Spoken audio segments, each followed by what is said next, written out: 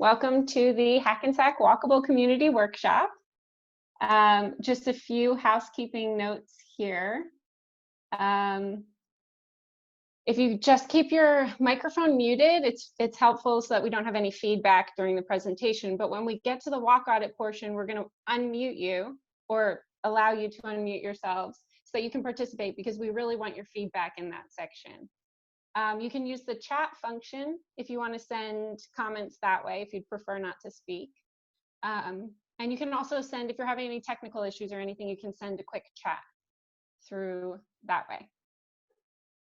All right, and our agenda for today, so we're going to start with some introductions. We'll introduce the project team. We'll talk about the background. We'll go into what is a walkable community workshop for anyone who's not familiar. We'll go over complete streets. Actually, this is a good point. If everyone could find the raise hand function in the participants list, just give me a quick hand raise if you're familiar with what complete streets are. Oh, good. So we've got a few who are familiar with, oh yeah, you can just wave your hand in the video too. So we've got a number of you who are familiar. So this will be just a little bit of a refresher for you guys, but we'll go over what complete streets are, what pedestrian friendly design is. Then we'll learn how to conduct a walk audit. Then we'll actually conduct the walk audit virtually using Google Street View, since we're in this virtual setting. And then we'll get back together real quick to talk about what we came up with during our walk audit and what our next steps are. So just a quick background. This project is funded by the North Jersey Transportation Planning Authority. This is their Complete Streets Technical Assistance Program. It's the second year of the program. In the first year, we worked with 9 communities. This year, we're working with 7 communities in addition to Hackensack. And we have a few of our NJTPA partners on the phone. So Keith, do you want to do a quick introduction? Oh, I'm sorry, I muted you. Go ahead. Sure. Thanks, Lisa. Hi, my name is Keith Hamus. I'm a principal planner with the North Jersey Transportation Planning Authority. Thank you all, first of all, for coming today to take part in this important kind of community improvement initiative. We're looking at complete streets here. For those who aren't familiar, the NJTPA is the federally authorized metropolitan planning organization for Northern New Jersey. That means that we essentially have representatives on our board to prioritize and allocate federal funding for transportation improvement projects and studies. And that includes 13 counties in Northern New Jersey, 2 cities, Jersey City and Newark, and a number of state partner agencies. And this Complete Streets Technical Assistance Program is funded by NJTPA. It's a competitive program, and Hackensack showed an interest last year in applying for it, and we look for communities that demonstrate a need and a readiness to sort of start implementing complete streets planning and on-the-ground implementation. So this gives the NJTPA and its consultant team here with Forties Transportation Center and Sustainable Jersey to apply regional planning principles and complete streets at a local level. And the idea being that this is, starting local is a building block for regional connectivity, starting with here in Hackensack, which, by the way, I'm a resident in Hackensack. It looks at building kind of local connectivity between neighborhoods and important destinations such as schools and commercial employment centers. We met with a number of Hackensack representatives a couple of months ago at this point and started outlining the study area. And this team today will help walk through the walking audit and try to see how we can incorporate some solutions for the study area. So thanks again, and I'm looking forward to hearing from you. Excellent. So then we also have Ann Heasley with Sustainable Jersey, if you want to introduce yourself. Hi, yes, thanks, Lisa. I'm Ann Heasley from Sustainable Jersey, and we're part of the Complete Streets Technical Assistance Team and provide the coordination and support for this effort. And I think all of you have gotten an email from me, and you can look forward to some additional ones after this meeting with some information about how to link back to the recording and some of the materials that we will go over today. So yes, let me add my thanks to you for participating, and that's happy to be part of the team. Thanks, Lisa. Excellent. And I guess I should introduce myself. I'm Lisa Cintron with the Voorhees Transportation Center, and I have a couple members of my team with us today. James, do you want to introduce yourself real quick? Hey everybody, my name is James Sinclair. I work with Lisa at the Voorhees Transportation Center, particularly on the New Jersey Bicycle Pedestrian Resource Center. Excellent. And we have Ashna with us as well. Ashna? Hi, this is Ashna Jain. I'm also a research project coordinator at the Voorhees Transportation Center, and I am helping out with this project. Excellent. And then we have a research assistant with us as well, Deja. She will be taking notes for us. Okay, so we have quite a group here. So I was thinking maybe if everyone can find the chat function and wants to just type in your name and your affiliation, whether you're with the town, whether you're a resident, and how long you've lived in Hackensack, that would be great. And we can just quickly go through. If anyone has trouble finding the chat, you can raise your hand and I can just click on you and you can introduce yourself out loud if you'd prefer. So, trying to open the chats up. And do you see the chats coming in? Yes, I do. This is great. I hope everybody can see the chat, because then you can see our names and affiliations. Excellent. I'll Okay. I'll give everyone a quick minute to finish typing in. So yeah, we have Peter Courtwright from Bergen County Planning and Engineering, Lisa Lee from Easy Ride, Susan Banyan and Ryan Westra from the City of Hackensack, Robert Sanchez, the Superintendent of Schools, Zachary Kale, Easy Ride, Ken Wagenfer, Executive House Co-op and Condo Board, Greg Polinack, the Nigella Engineering, Keith, who we talked to before from NJTPA, Catherine Batiste, longtime Hackensack resident, and she's already walked the corridor twice, or she walks it excellent. twice weekly, so she's going to be able to add a lot. And Lorelei from the Environmental Commission that we talked to before, and also Latoya Howard from Easy Ride, and Shireen Baccaria from the HARP, Hackensack UMC, and Hackensack Co-op Board, Annette Janowski. Excellent. All right, well, welcome everybody. Let's just talk real quick about what a walkable community workshop is. So during this workshop, you'll learn about complete streets and how to make streets more walkable. You'll learn what it takes to walk through a corridor and consider the different things that are going on that can make it safer for pedestrians and really for all users. We'll take notes as we're going. So we have a walk audit form that you can all fill out as you're going. You can fill it out now or you can fill it out later and send it to Anne.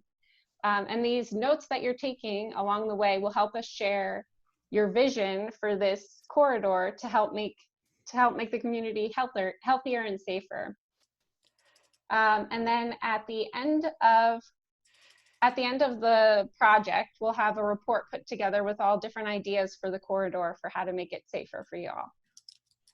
So now I'm going to turn the screen over to James, and he'll take over for the next part of our presentation. Okay, let me just get that shared with everybody. All right, Lisa, does that look all right?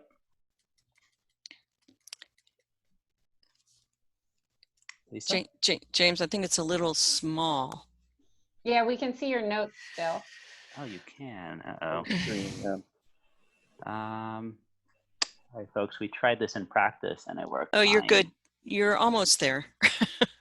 Yeah, now click from there. We You're go. good. Still? Are we good? We still see your notes. If you want, I can share them. Let me try one more thing.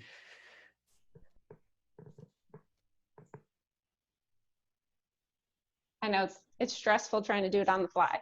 There you go. All right, does that look fine? Excellent. All right, cool. So thank you for waiting, everybody. We're going to get started with doing a quick summary of complete streets for those of you who are not familiar with the concept. For those who are, it's going to be some things you are familiar with, but it's important that everyone here is on the same page. So when we're talking about the audit and all that, we're all getting there from the same place. All right, so absolute basics. What is a complete street? Complete streets are those that are designed and operated to enable safe access for all users.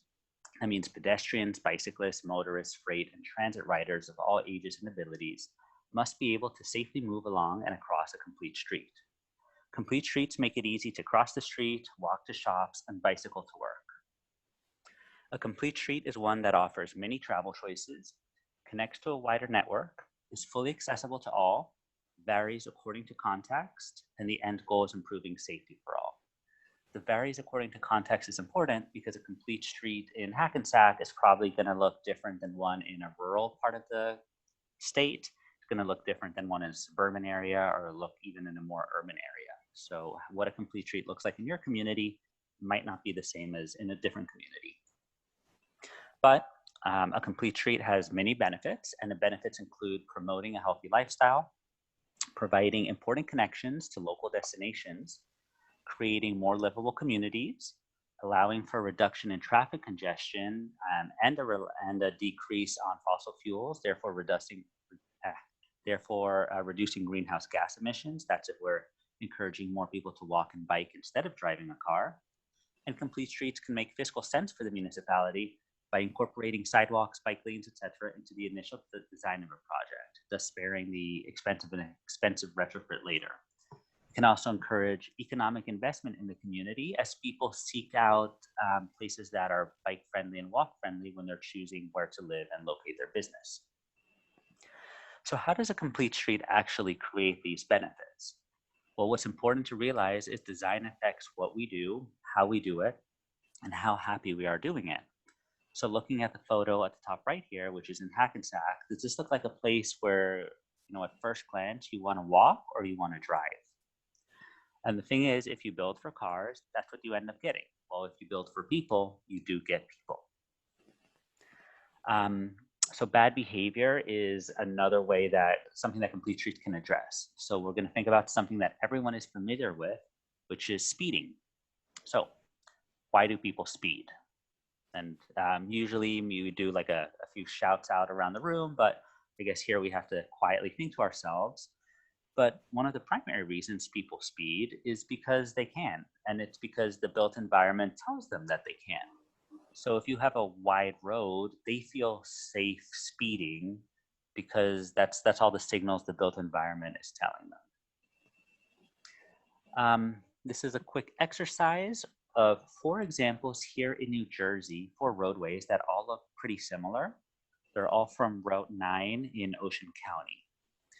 And thinking about the design and context of the road and how they influence how we act, I want you to look at these pictures and just sort of guess to yourself what the speed limit is on every one of these photos. So looking at number 1, looking at number 2, looking at number 3, looking at number 4, just, think to yourselves, what do you think the speed limit is on any of these roadways? Now we're going to go to the next slide, which we're going to remove we're going to show those speed limits. And you see it's a pretty large range there, and it might be hard to believe, but each one of these roads has a very different speed limit, from 50 miles per hour on the top left down all the way to 25 miles per hour on the bottom left. But the thing is, if you want drivers to slow down and actually respect the speed limit, you need to do more than a speed limit sign. So for those of you who, if you were guessing 30 miles per hour where it says 50, or if you were guessing 45 where it says 25, you as a driver might have found yourself speeding, not on purpose, not because you're trying to break the law, but because the design of the road was telling you to do something else. So that's why important that as we plan and design and build the community's roads, we take into account the visual cues we're giving drivers. And later in this presentation, we're going to talk about some of the stuff we can do to actually help slow drivers down. So there's, just in case you can't see the little speed limit signs, they are 50, 35, 40, and 25 miles per hour. So since this is a walkability workshop, our focus today is going to be on pedestrian-friendly design.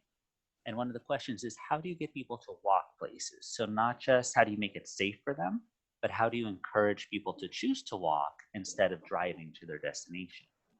And one of the ways to do that is by making walking convenient, safe, and fun. So what is pedestrian-friendly design? In many cases, it's obvious what is not pedestrian-friendly design. So looking at this photo here, which is East Orange here in New Jersey, does this look like a place where you want to walk, where you want to take a stroll, where you want to take the dog out or the kids? Probably not. So think of places that where you enjoy walking. Think about the things that they offer you. A lot of them, they offer things to look at, a large space to walk, places to sit, shade. That could also include things like natural beauty, interesting architecture, art, fashion. These are the type of things that say, that make us say, I want to walk here. I don't want to just drive past it. Walkable places engage all the senses. They get us to look up from our phones, sight, smell, everything. And so if you think back again at the way that wide streets encourage people to speed, our design decisions affect if we choose to walk. So thinking about personal pedestrian behavior, you walk into this building here, are you going to take the elevator up, or are you going to take those depressing stairs that are hidden, off to the side? And the building is telling you, welcome to the building, please take the elevator.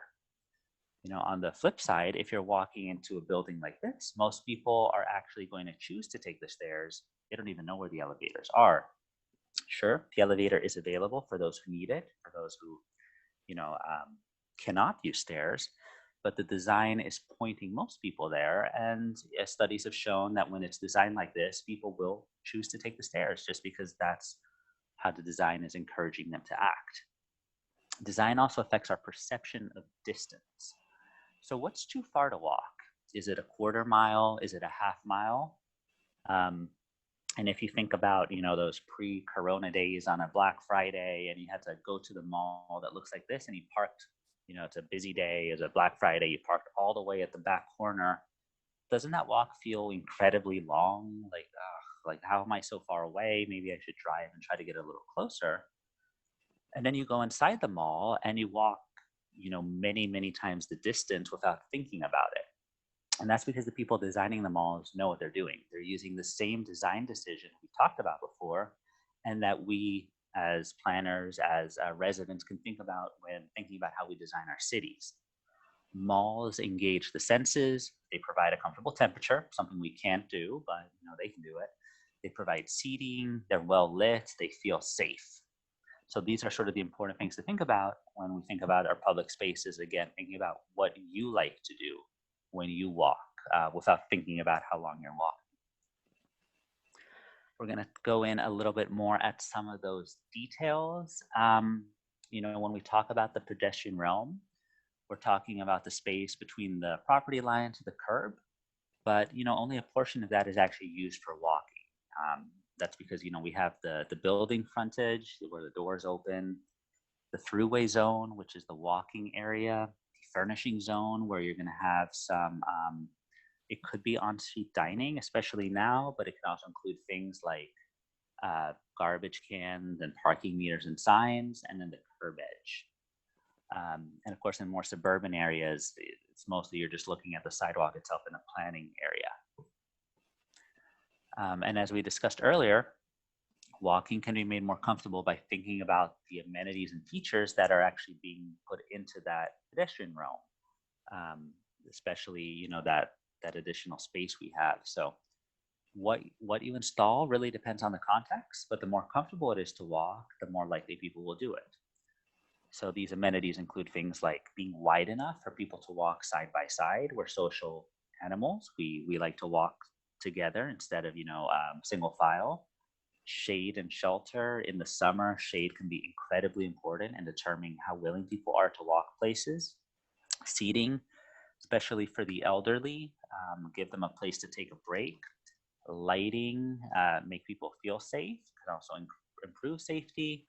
And then other amenities, trash cans, bicycle parking, even water fountains and fitness stations, if that's something your municipality is able to provide. So we need to remember that a complete street is one that is usable by everybody, and that includes those with disabilities.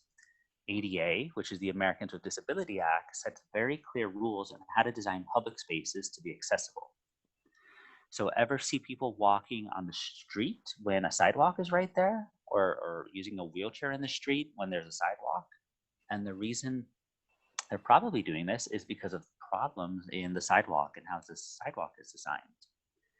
So some of the basics to think about when we're doing our audit is sidewalks need to be at least 36 inches wide for wheelchairs. That's the absolute bare minimum, but the standard is 5 feet, and of course wider is always better, again, so people can walk together. One thing to remember is that the usable width of the sidewalk can actually be smaller if it's right up against the building or the traffic lane. Thinking about walking, you're not going to have your elbow bumping up against the building, so you're actually losing some of the space there. And as you conduct the audit, we need to think about those in wheelchairs. Is the sidewalk wide enough? Is there a slope? Something that you might not even notice when walking can send a wheelchair flying into the street. What about obstructions, cracks, steps, open drains? Think about as well how the blind navigate. Are there objects protruding on their path, hanging over the sidewalk? Sometimes signs are installed, but they're too low, and someone who can't see them can bump into them, because when they're using the cane, they can tell the post is there, but they can't tell that the sign, that it's not high enough, where it's supposed to be, at least 7 feet up. And even if a sidewalk is originally built correctly, it may no longer be accessible due to a lack of maintenance. So something to think about, is the surface smooth? Are there other issues? And these are the kind of problems when doing a pedestrian audit, we want to record through our notes and through our pictures.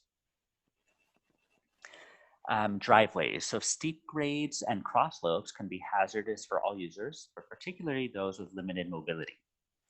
So grades can be difficult to control along the sidewalk because of environmental factors. So if it's a hill, that's okay to have a steep sidewalk. You can't do anything about it. But when it comes to things like intentional design, like driveways, it's important to make an effort to provide as level a surface as possible. And so a standard, it's not to go steeper than 5% grade. And at driveways, it's important to think about the cross slopes, because severe cross slopes require wheelchair users and other pedestrians to work against gravity to maintain their balance, and can cause wheelchair users to veer towards the curb and onto the street. So in terms of cross slope, what we're talking about, if it's an uphill sidewalk, and then you get to the driveway and there's a slope onto the street, it's going to be almost impossible for someone in a wheelchair to maintain the path they're going on.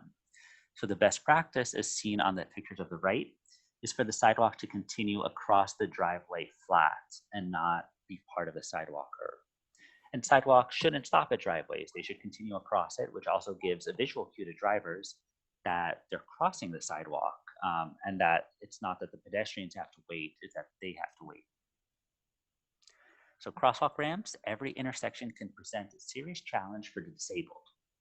Something to think about at every single intersection is, are the ramps built properly? Are they oriented the right way?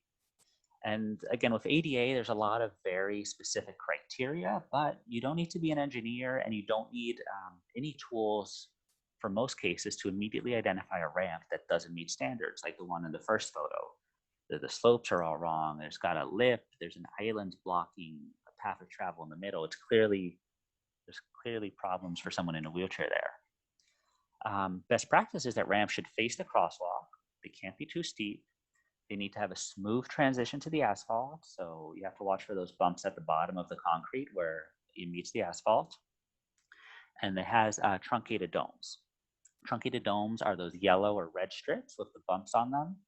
And their purpose is to help the blind who are using a walking cane to let them know that they're about to enter the roadway. So that's why we place those at the end of the curbs.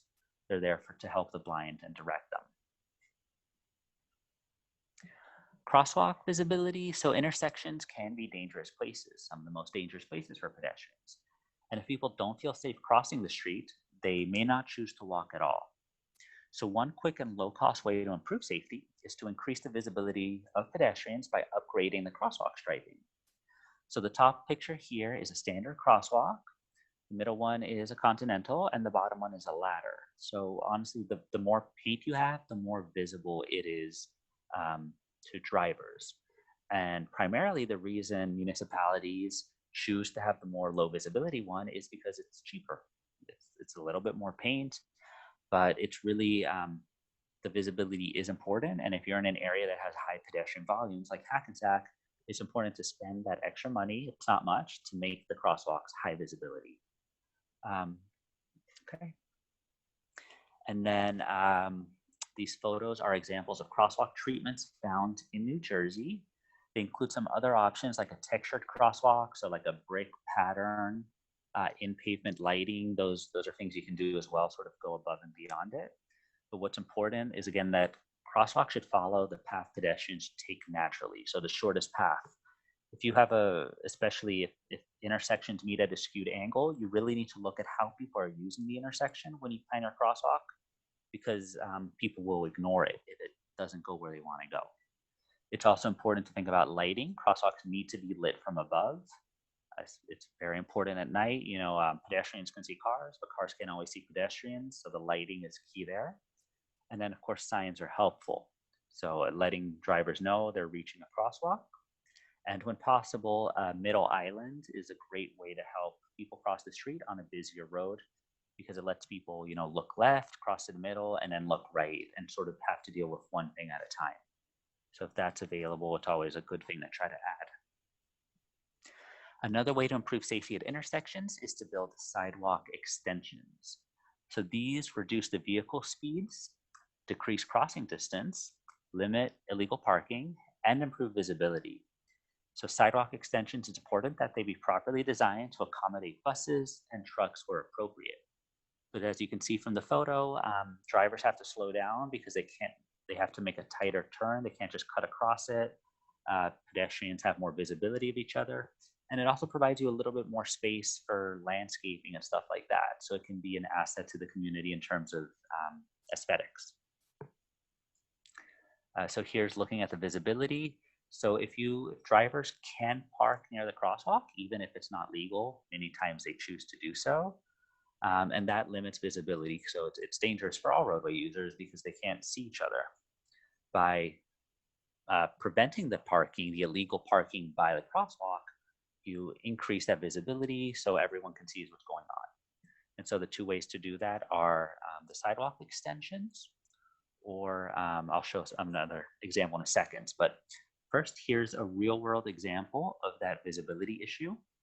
In this photo taken here in New Jersey, can you see that there's a pedestrian actually about to walk into the roadway? Yep, there's sort of hiding there. And what happens is if you have some kind of treatment there, like a bike corral or a parklet that can guarantee visibility by preventing vehicles from parking too close to the crosswalk. So this space was a legal parking space, but it was dangerous. So adding something like this makes sure that kind of parking space cannot be used. So these are some of the sidewalk extensions I was talking about. There's a variety of ways to extend the crosswalk. Some are higher cost options, like the one on the top left, while some of the one at the bottom right is very low cost and can be done cheaply. Tends to be temporary. You know, you might not want that to be there permanently. You know, it's better to have a nice landscaping, but it can be done at a low cost very quickly. You can also combine curb extensions with more expensive infrastructure. Excuse me, that can include things like traffic signals or HAWK signals. This is a photo in Westfield. HAWK stands for High Intensity Activated Crosswalk Beacon, and it's basically just a traffic signal that pedestrians push the button, cars get red, they get a walk sign. Something else that could be considered, depending on the situation, is a diagonal crossing, which can be the right choice at a busy intersection or one where we observe that pedestrian traffic is really going from one corner to another. So this can be if there's an office building in one corner and a parking lot on the other and everyone's going between the two, that might be a good place. If you have your hospital and there's a popular Starbucks and people are crossing diagonally, that's something to consider when looking at behavior and giving people that safe option across that way. Another thing to think about is changing the traffic signal timing to give people a green light before the cars. So that's called a leading pedestrian indicator at the crosswalk signals. So I'm going to pause here. That is it for the pedestrian section of the presentation. If anyone has any questions, please send it in the chat right now or raise your hand, and Anne or Lisa will call on you. So any questions related to anything we've talked about on complete streets or pedestrian treatments? All right, it looks like we don't have any questions. So I will take over from here. All right, thanks, Lisa.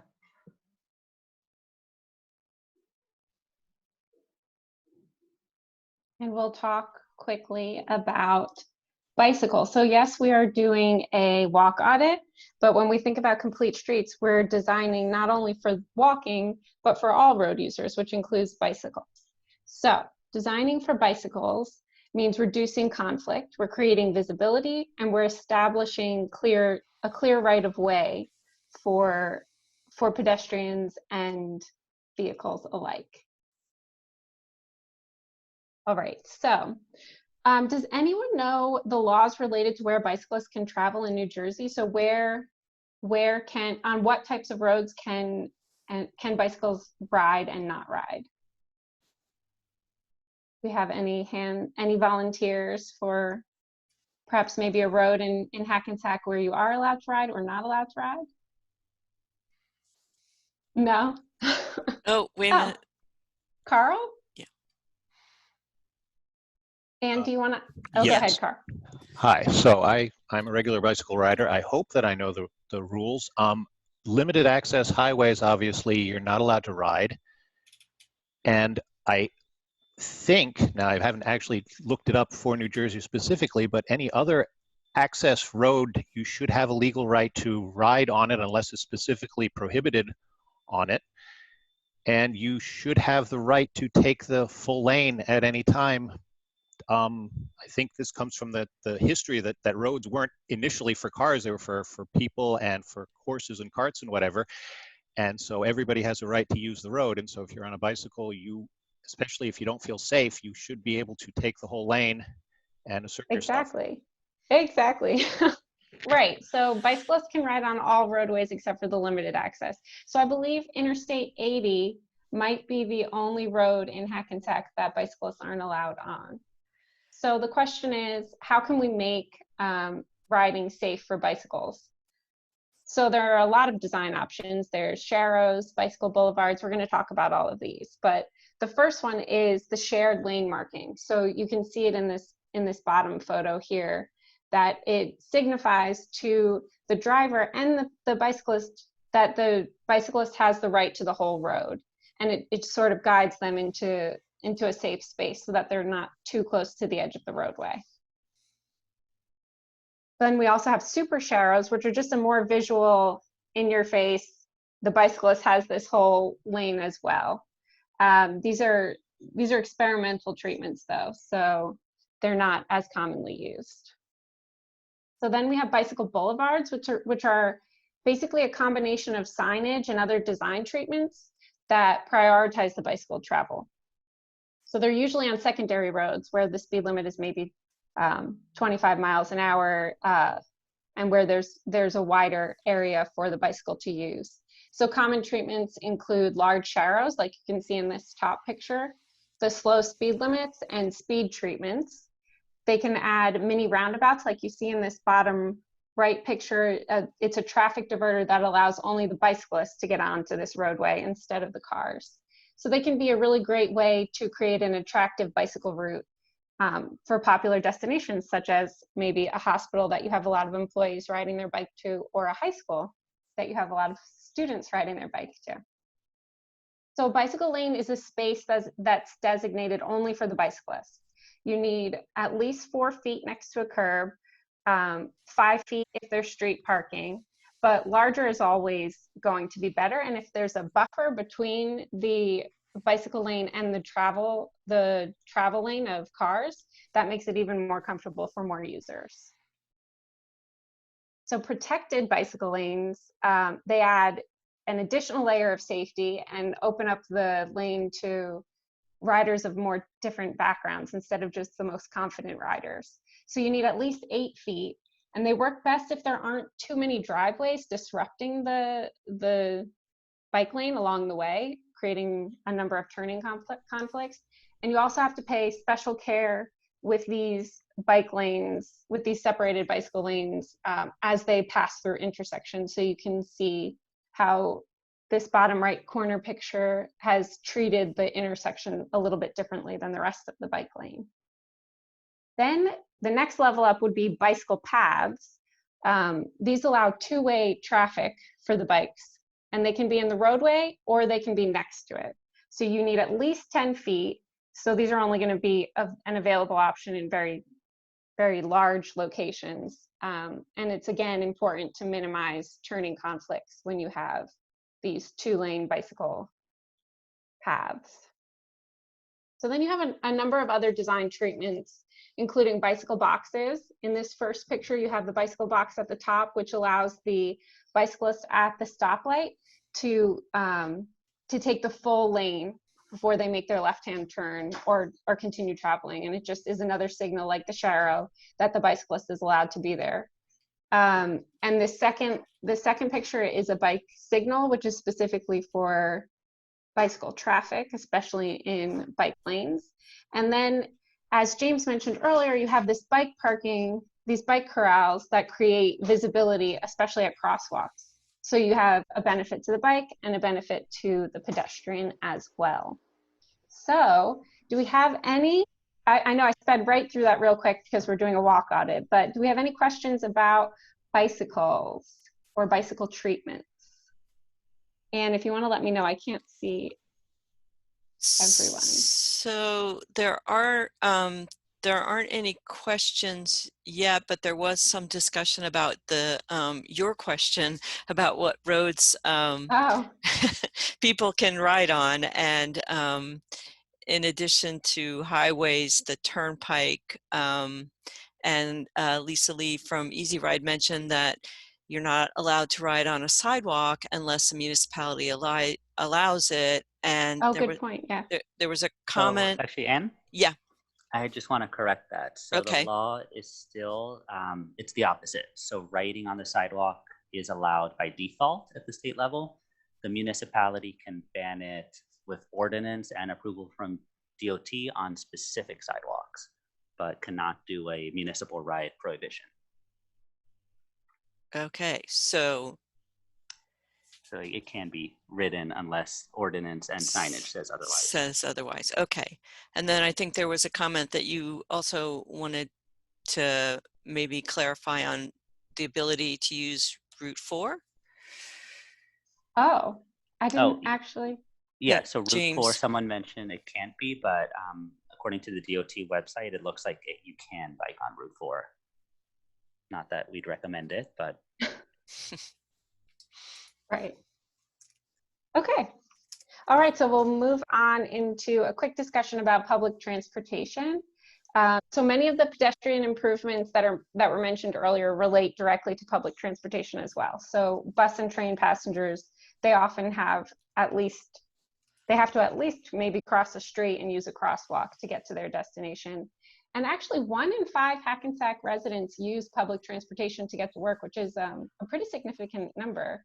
And what the key components of a successful transit system is that it should be reliable, frequent, and comfortable. So complete streets that accommodate public transportation passengers can address some of these components of a good public transit system. So in terms of comfort, if we look at bus shelters, picture yourself heading to the bus on a snowy day. So which bus stop would you prefer to wait at? The one on the right in the snow without any protection from the elements, or the one on the left where you can sit down and you have some space, and if someone drives through that puddle of snow, they probably won't splash you if you're in the left-hand picture.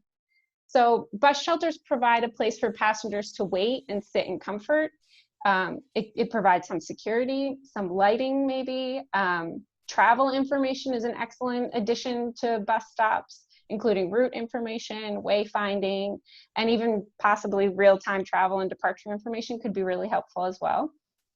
And all bus stops must be accessible to all users, including those with limited mobility. So if we're thinking about those in wheelchairs or using some sort of mobility device. And a well-designed and visible signage should be placed around the bus stops to really let people know all the information they need to use this bus stop. In terms of complete streets, you can also include marked bus lanes if you have a really high volume of buses in a given area.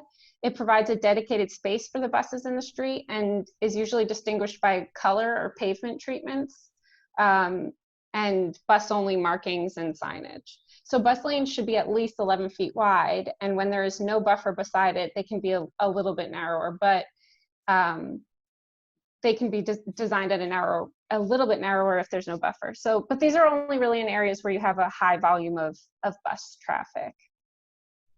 Do we have any public transportation questions?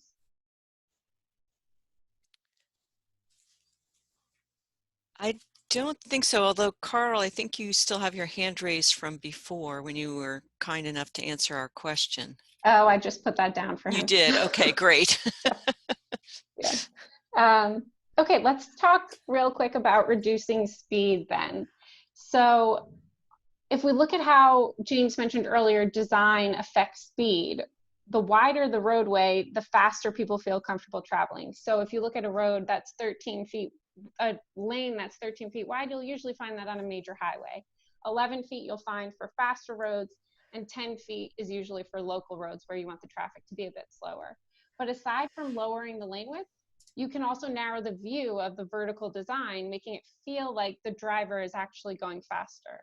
So if we look at this picture here in Hopewell, New Jersey, you can see these trees, these tall trees create a vertical element that can reduce speeding by heightening the sense of the speed that the drivers feel. So later in the presentation, we'll talk about other ways to slow drivers down using design, but this is just one simple trick. Although these trees were growing for a long time, so it's not that simple. Additional speed strategies, so we can talk about road diets, different infrastructure solutions. So road diets are a popular strategy for roads that are much wider than they need to be. The most common type you can see on this picture to the right here is taking a 4-lane road and converting it to 2 lanes with a center turn lane. And you can even add bicycle lanes on either side, or you can extend the sidewalks, create additional green space. You can add bicycle facilities or plantings in this extra space that you've provided. So the idea is just to ensure that the roadway is designed for all users.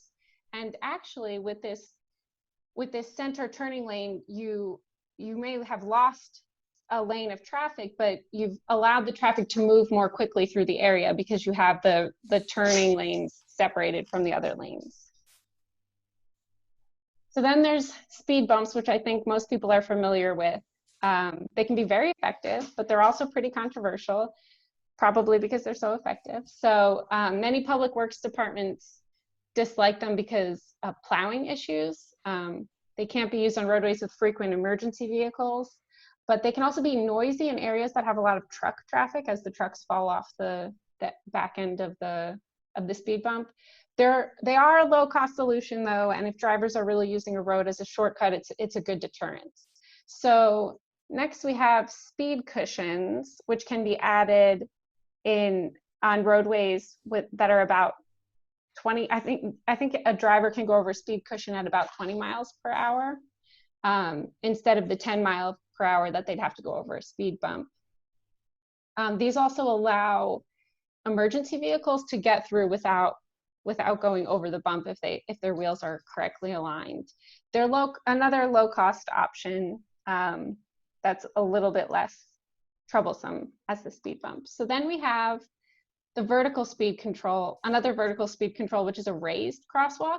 And this actually makes the crosswalk the same level as the sidewalk. So you've eliminated the need for a ramp on either side, which is helpful for those using a stroller or in a wheelchair, but it also makes the pedestrian more visible to the drivers because they're lifted up a bit. Now, in terms of horizontal speed controls, so we have these neck downs or chicanes, which are a series of raised or delineated curb extensions that you can see them come in a little bit in the middle of this picture here that make the road a bit narrower, or in some cases, they even make the road bend in an S shape. And it just slows the drivers down as they navigate through them, and it makes the road narrower in that one section. So this picture is actually from Morristown on a residential street where speeding was really an issue. So the city of Morristown created these pinch points to slow drivers down. And here's just the same picture in Morristown from another angle. And this is a chicane that's more of a squiggly. You've got to navigate through it to slow down, so it really slows drivers down. You also have these curb extensions that James mentioned earlier. They force the tighter turn of the cars and create more pedestrian space. So they shorten the crosswalk and also make the cars turning go a bit slower as they make their turn. And as mentioned in the bicycle boulevard section, traffic diverters are a great way to restrict the roadway to only local traffic and bicycles. And you can also notice in the picture the beautiful plantings that they installed using this extra space that was added. So if we look at green streets, so these elements can be incorporated into project designs to provide environmental benefits. They're beautiful, but they also reduce stormwater runoff and flooding, and they can achieve long-term savings in infrastructure costs. So by building these horizontal traffic calming infrastructure, it's a great opportunity to replace some pavement with some beautiful greenery. So do we have any questions about speeding?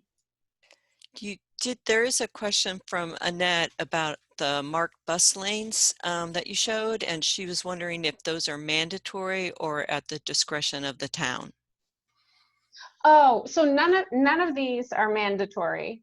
If you have an area in a town where you have high bus volumes, you can consider the designated bus lane, but you'd really have to look at the makeup of the road and if there's enough space for it. I'm pretty sure that the roadways that we're looking at wouldn't necessarily be wide enough for a dedicated bus lane. So it would have to be very specific to a specific case. So certainly not mandatory in any way. Okay. I don't see any other questions in the chat box. Okay, excellent. So let's quickly talk about street lighting. So while we're conducting the audit during the day, it's important to remember that day and night conditions are different. So lighting is not only a safety issue in terms of visibility, it also makes it affects your feelings of personal safety. And making a street more visible puts more eyes on the street and makes an area just generally safer. So if you just take a quick note in this picture, the tall light is known as a Cobra light in your audit form. So these are commonly used in New Jersey to light crosswalks and roadways. So in your audit form, you'll see, is there any type of lighting? Is it a Cobra light? And you can just mark yes or no if it's this taller light that hangs over. And here's just an image of a roadway at night, and it might feel safe during the day, but at night without lighting, with these incidental lightings from different places, it's just not enough. It's not enough to make a person feel safe, especially at crosswalks. And street lighting comes in many different shapes and sizes. As I mentioned the Cobras earlier, we also have these lights on the right that face down, and then you have the lights on the left that are pretty common in New Jersey that seem to light up the sky rather than the sidewalk. So if we can just scoot right into conducting the walk audit. As we're walking virtually, let's also think about how we can do this walk audit in person. So if you do it in person, you'll want to take lots of photos. And regardless of whether you do it in person or virtually, notes are important. We want to know how you feel walking through this corridor each step of the way. If we lived in different times, you could also stop and talk to people and understand how they feel walking this corridor. Maybe a few months from now, that'll be an option. And it's good to use measuring tools, to see how wide the sidewalk is, or maybe even how large a crack is. And of course, if you have the opportunity to walk this corridor and fill out this audit afterwards, always be careful with traffic. Good photos are really important. We want to see if there's really poor maintenance in an area in terms of the crosswalks or the sidewalks. But you'll want to make sure that you get the context of the whole area. So these are great pictures that prove to us that there are some issues with maintenance, but when we look back 3 weeks later, we won't necessarily know where along the corridor this was. So if you want to take pictures like this, make sure you also take some pictures that get the whole context and provide both of them to us. So in conducting the walk audit, we're going to start at Essex down in the corner, and we'll work our way up to Atlantic Street. We'll take a quick detour on Atlantic Street, then we'll continue walking up to Beech Street, virtually walking through Google. And then we'll turn onto Beech Street. We'll walk down to the high school, stopping along the way, commenting on the different aspects, the different experiences, and we'll take a quick detour on First Street as well. And I believe James is going to post in the chat a link to the audit form in case anyone doesn't have a copy of the audit form handy already. You can fill that audit form out as we're walking through now, or you can fill it out and send it to Anne later. There's 5 sections to the walk audit form. And so as we switch from street section to street section, we'll just fill out a new section. And it's the same questions throughout for each section. So now I'm just going to switch over to Google Maps. And this is the point in the presentation where we really want everyone to, unmute yourself and participate as much as you can, because your experiences walking, biking, living, working in this area is what's most important to us as we talk about this. So let's start right at the beginning from Essex Street at the intersection here of Prospect Avenue and Essex Street. So is there anyone who can? Lisa? Yeah? Sorry to interrupt, but it's not letting me share the file. Maybe I think only Anne can do it. But I did share a Google link if you want to follow along separately on the street view, or you can definitely look at what Lisa's doing, but I provided a link as well. And then hopefully Anne can share the file with everybody. So the Word file of the audit form. So, yeah, it's not. If I may comment, Can I comment at this time on this Absolutely. intersection? Yeah. Okay, I've walked many times from the south side of Essex Street Prospect to the hospital, as this view shows. And I consider this intersection in Hackensack probably the most dangerous intersection for pedestrians. In that, although the pedestrian lights for pedestrians to cross, vehicles could still make a right turn at the light, and the left turn signal coming where this red car is on as well, so it's pretty dangerous. I go to Teaneck, and anybody that's familiar with Teaneck, Cedar Lane and Garrison Avenue, which is a T intersection, they actually have a recorded announcement that says walk sign is on for all crossings. The vehicles are stopped in all directions, and and there's 3 crosswalk areas where pedestrians can safely cross. And I think that would help here in this intersection, where all traffic, regardless of what direction they're coming from, should be halted, and pedestrians could walk in 4 directions at the 4 corners. It's pretty bad over there. It really is. So that's what I have to say about this intersection at Prospect and Essex Street. Yeah, I think the right-hand turning at all times is a really good point, that it makes it pretty dangerous for pedestrians trying to cross. Carl, did you have a Yes, comment? at this particular intersection, there's often a crossing guard during the school hours. I mean, I don't know now with schools all closed and all that, but when there is a crossing guard there, they exacerbate the situation. They don't make it better, they make it worse, because there's a timed, so if you want to make a left-hand turn on either side, there's a left-hand turn signal, and your pedestrians are not supposed to be crossing at that time. The light is red for the pedestrians. And what the crossing people will do is anytime that there's a person, regardless of the stage of the light, they'll just let them go in the middle of the thing, foul up traffic, and let people cross. So this doesn't teach the pedestrians any good habits. It fouls up traffic so that you have people stuck in the intersection. So when the lights change, you have cars that were halfway making their turn, but the pedestrian guard stopped them, and so I just want to say that sometimes putting a pedestrian guard, crossing guard there makes the situation worse, not better. And I don't know, we might want to consider better training for those people, or I don't know, rethink the situation, but that's my comment. Okay, so it causes a bit of confusion there. So it sounds like there is a real pedestrian problem there anyway, though, regardless of whether the crossing guards are there. Well, plus you also have ambulances coming in there. Of course. During the day, you have from Lodi and from the other towns, they all come through this intersection. So at any point in time, you have emergency vehicles coming into the hospital. Now, is there also a bus that comes down Prospect there? Do we have New Jersey transit buses coming in here? Yeah, I believe there are a few stops on Prospect Avenue and Essex Street. So there must be some that pass right through this intersection. Right. Yeah.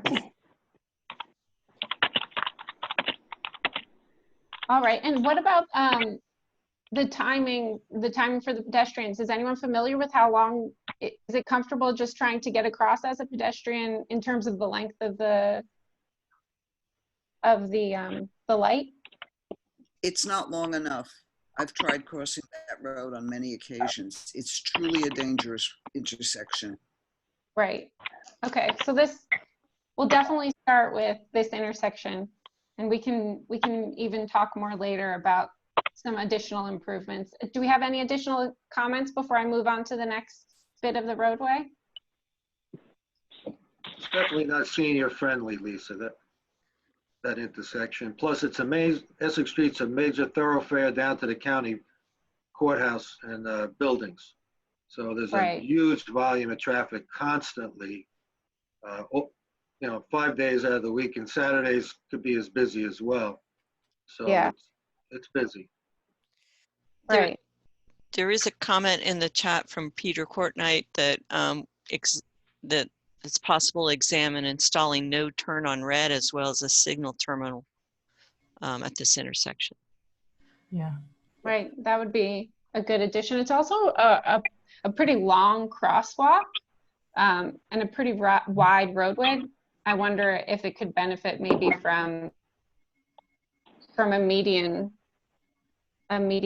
stop, but it's challenging with those turning lanes, and it's a high volume of traffic moving through there, so the turning lanes may need to stay.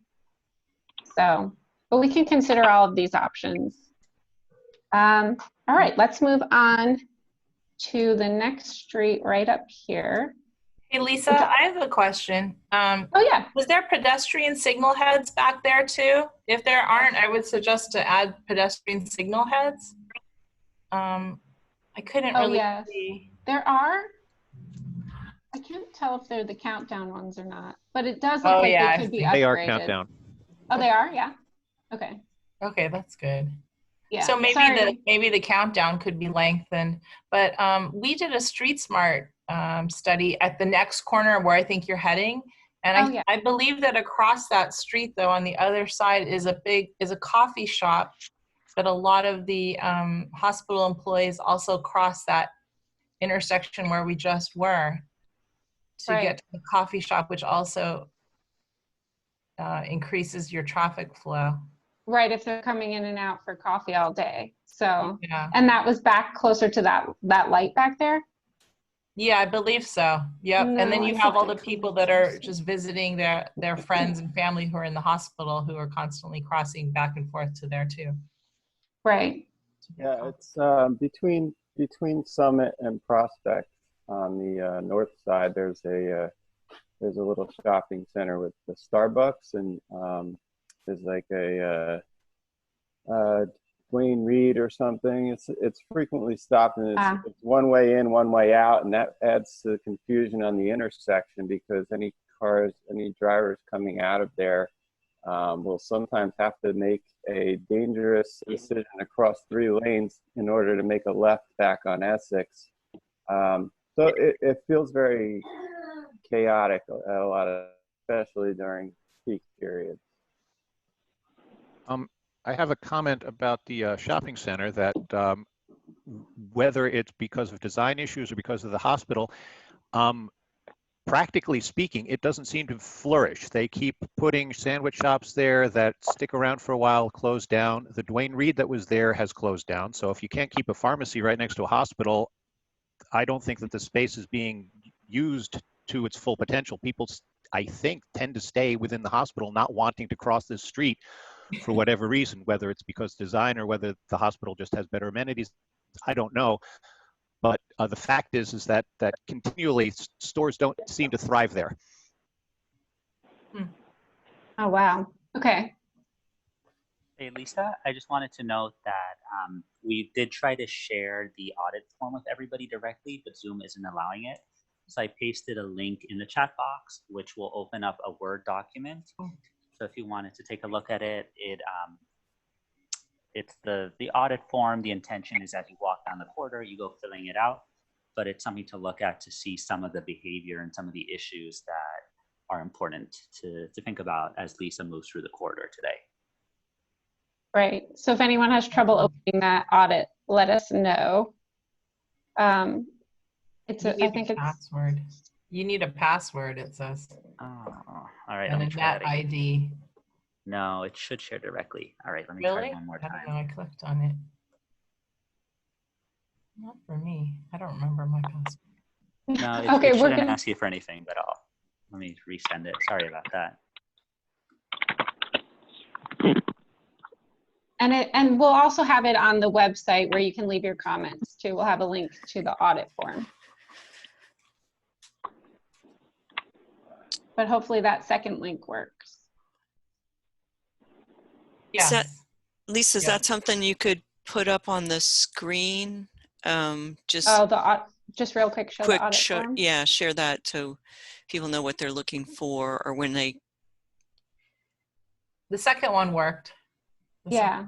Okay, great. Oh, perfect. So this is the audit form, and you'll just go through. So this first section from Prospect Avenue, on Prospect Avenue from Essex Street to Thompson Street. You'll walk along. You'll say how many lanes there are. There's I think it was 5 at the intersection. Are there crosswalks? What is the speed limit? Is there a median? And you'll just go through circling whether whether you notice cars stopping for pedestrians, what the sidewalks are like, and you'll go through and do this for each section of the corridor, right? So for now, we're still in the first section from Prospect Avenue to Essex Street, from Essex Street to Thompson Street. Okay. And yes, 5 lanes, 1, 2, 3, 4 lanes right here, plus a shoulder. Okay, now here we are at Prospect Avenue. There's actually a really nice crosswalk right here. There is not a crosswalk on this side. I guess they're trying to channel the pedestrian traffic over here, but by law, the pedestrian is allowed to also cross over here, even if it's not marked. So do we have any comments on this area at Thompson Street? I do, Lisa, again, because I've got a whole list of items for this whole hospital zone. But if you go back towards Essex Street, if you can back up, you will see a flashing pedestrian light. It'll be on the left. Oh, this one, is it? Let's see. Sorry if I make. Yeah, that's okay. Turn around, you'll see it. There it is. Right here. Okay, there's a problem with that light. Whoever installed it, whether it was the city or the county or the hospital, the lights have to be rotated more back towards Essex Street. They're hard to see. And it's okay in the early morning when the sun hasn't come over the buildings. But right now, basically, if you were in a car right now, that's the only time you would see those lights flashing, okay? Right. You back up to Essex Street, if you're crossing Essex Street on Prospect, you cannot see them till you're pretty much where you're at looking at it now. The other side coming south, the same light situation is over there. That's not too bad.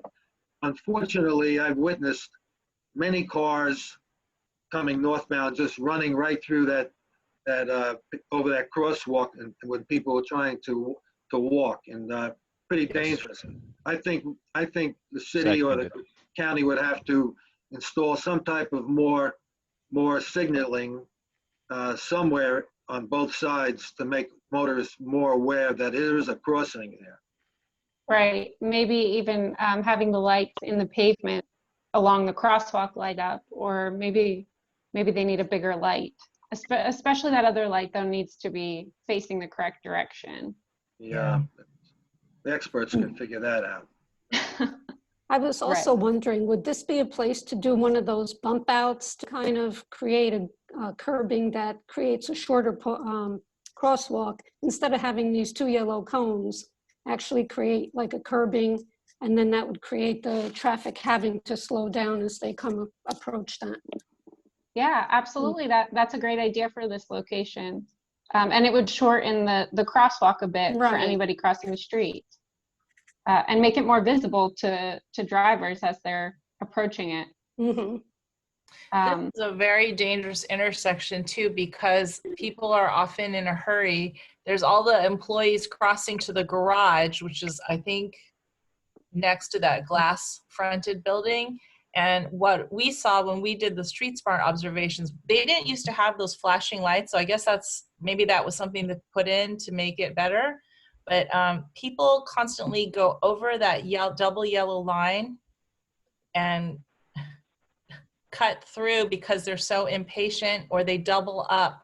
Even though it looks like it's supposed to be a single lane of traffic, they double up there and or cross over the median and to like get through. It's terrible. So I agree with the person that said maybe there should be a signal, even though their other signal is not that far away. It's really dangerous. Yeah. If I may, I think the bump out is important. But just for the same reasons, listen, I've driven down that way myself, and the pedestrians crossing through, people will definitely try to double up the cars. Somehow I think we have to channel it so that only one car can get by, so the bump out on the curb would probably be the only thing that can make it safe outside, absent putting a walkover bridge, because it's really every corner there on that route, just for the businesses alone, is very, very dangerous. Even just that one pedestrian crosswalk that we're looking at now, people do get very impatient, and even if we put another one on the second corner, I mean, the traffic would get just so congested, because as it is, it backs up from the people turning outside of the hospital to get to that crosswalk. And then as people going across, there is a lot of traffic goes back and forth because of the Starbucks. And then you get to the next corner, you'd have to do that again, and then forget the Essex Street, which is extremely busy. So it's almost, you know, the only solution is a walking bridge, you know, which would be millions of dollars, I'm sure. But I just don't know how we can make this thing safer. I mean, the bump outs would help, but the congestion it's going to create is going to be pretty bad. Right. Consideration if for bump outs is to remember bicycle traffic. I often ride my bicycle down the left-hand corridor when I come from Essex Street. I'm riding right over there. And so if there's a bump out in front of where the pedestrians are crossing, I'd have to veer out into traffic, and there's a lot of traffic going on there. So just a consideration to keep in mind if you're thinking about bump outs. Right, and there can be, a bump out can also be flat so that the bicycle lane can continue, and it's just a painted bump out instead of a physical extension of the sidewalk. But that's a good point to remember the bicycle traffic. Maybe there should also be like a no left turn out of that hospital entrance, because I think that contributes to the doubling up. So like if you backed yourself up a little bit, you would see that that's one of the main entrances into the hospital. And what I remember is Google Maps, if you don't know really that hospital area very well, and you're just coming there like for a patient or a meeting or whatever, it often tells you to turn left out of there, which is really a bad idea because it's difficult in the traffic. Maybe if they just did not allow a left turn out, or I don't even know, like if a hospital could close that entrance and use the one on the other street, it wouldn't dump so much traffic coming out and going into the hospital there. I mean, I don't know. I'm just posing ideas. I think you're on. The left turn coming out of the hospital is problematic for sure. Yeah. So turning left from here on to Prospect Avenue? Yeah. Right. It's dangerous, really dangerous. Really dangerous. Okay. Tell a story, Leo, what happened that you know. Well, I got two friends that they got hit right there because when you exit the hospital, you got a stop sign when you're going to go and make the right. Believe it or not, to make the left turn is no stop sign, and some people, they just go right through, and the person that's coming north and Prospect, they hit sometimes the car right in the middle. People just go right through. The double lane there, that's why, coming out of the hospital. Maybe right. 3. Right. Then maybe they can put maybe a traffic light or something to control. There's too many people making left there. Yeah. Especially at night. There's poor light in there. Right. Right. And that's a pretty long crosswalk. That's a very long crosswalk. Bad lighting. Yeah. And you almost have a median right here. It almost goes out and gives them a break. But a good runner, you'll make it across. But other than that, you're in a dangerous situation. You see now, it's only one stop sign and the right hand side. Is no stop sign in the left side. Oh yeah. So the person don't know and make a left, especially at night. Right. In my humble opinion, I think the safest thing for everybody would be no left turn coming out. I agree. Yeah, I agree. It's scary. They can get off by Atlantic Street. Right. From or go the point down of to view Beech. Of the cars, it's particularly dangerous because you have that intersection there where people are constantly crossing, so you can't actually see the traffic, and it's a very busy traffic thing. So if you're trying to make that turn, you have to wait until it's clear to get past the pedestrians and then stop again to see the traffic. Exactly. And so that ties things up. So it's badly. And there's always ambulances rushing in and out there too. Right. I also see the sign and vegetation really limits visibility, even though it looks attractive. It it blocks your window view right there. Exactly. This brick right here makes it. It is beautiful, but if there were no left-hand turn. Yeah, should be that one. No left. And it looks like these ramps might be 100% compliant. They do have the truncated domes, the red bumps, but it aims at the middle of the intersection rather than straight into the crosswalk. There's also no crosswalk to cross the street. I don't know if this construction is still going on here, but there's no crosswalk coming across Prospect Avenue here. It would be very dangerous to cross there because that's where everyone's speeding. Yeah. Yeah. They should Yeah, be so like maybe, It's better Lisa, up there. they should be put like a speed bump right there. yeah, with some treatments to slow down the traffic here, but we have to be careful with the ambulances coming in and out of the hospital. Well, the ambulance, they maybe 50 or 60% they come by Atlantic Street into the emergency area. Oh, okay. Mm-hmm. I'm writing that down. It's like the other crosswalk by Thompson, there should be a speed bump there to further people to reduce the speed. That will protect the pedestrians. How about, do they still slice the streets, make it, you know how they put the grooves in the street instead of a speed bump? So your tires rumble, it's kind of like going into the shoulder. Yeah, Oh, right. Would that be legal in a lane? I'm just asking. I'm not actually sure. James, do you know if rumble strips can be used? I know they can be used in the center of the lane, between the yellow lines, and at the shoulder. Yeah, I'm you just can use them asking. in the lane. A lot of times they're used before a crosswalk and stuff, but they do create noise. So that's something to consider. Just whoever's directly a neighbor could hear them. But yeah, they can be used like leading to the crosswalk, especially to really make it clear you have to slow down there. Would it be a problem though for ambulances and critical patients, all that bumping inside the ambulance? I'm just, again, listen, I'm no medical expert, but you know, would that potentially cause an issue? I don't think it would be worse than a pothole, and we know there's plenty of those. Yeah. And maybe they should drive slower anyways. Yeah, they should be. Ambulance people would know, after so many trips, they would know it's there, so they can adjust. They'll get used to it, yeah. Lisa, if you go back to that other intersection too, instead of just having that yellow light in front of the crosswalk, I think we've recommended or like putting in a rectangular rapid flashing beacon where the pedestrians could push the button and then right away it has those yellow flashing lights that will stop traffic. That could be very effective at that intersection without the signal. Yeah, yeah, absolutely. I still feel like that would do you have these recommendations written in a report? Yeah, it was in my Street Smart Hackensack report. Oh, okay. I'll take a look at it, and we'll make sure that we totally align. analyzed this. We analyzed this in that intersection. Oh, excellent. Keith, were you going to say something? They observed some of the pedestrian and driver behaviors at that location as well, so you can get a good, you know, at least a snapshot of how they're using this, whether they're complying with driver regulations or pedestrians using the crosswalks correctly. So it's a very good report, and Lisa has been a great partner with NJTPA on implementing Street Smart, which is you know, pedestrian safety and education program that includes law enforcement coordinated activities.